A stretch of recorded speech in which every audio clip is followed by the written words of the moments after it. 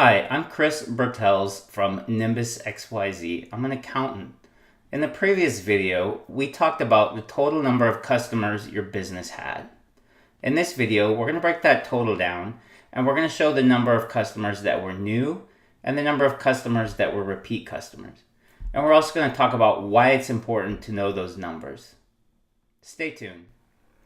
Let me explain this colorful report.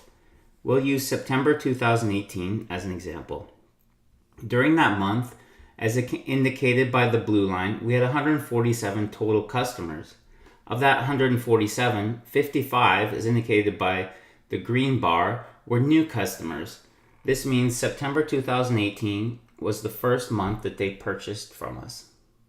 The difference of 92, which I didn't show visually, but which may have been helpful, are what I call repeat customers. This means they purchased in September 2018, and they also purchased in at least one prior month, hopefully months.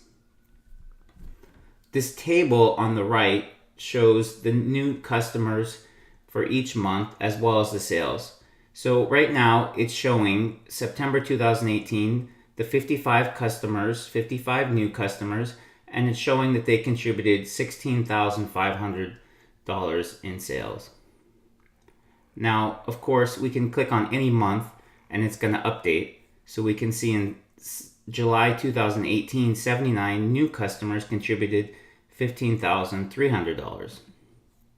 Now, an obvious question to ask is, why do we care about keeping track of the new customers and repeat customers? What kind of analysis can we do with that information, or how can we track the health of the business?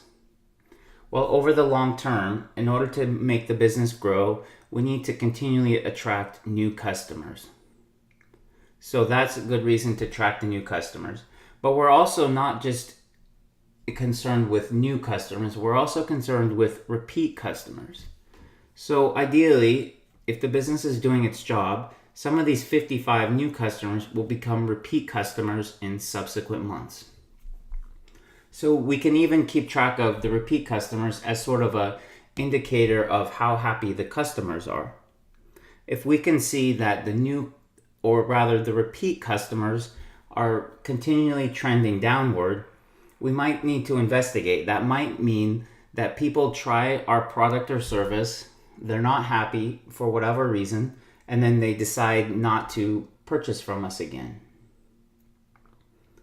Okay, we're just getting started. In future videos, we're going to show more great analysis.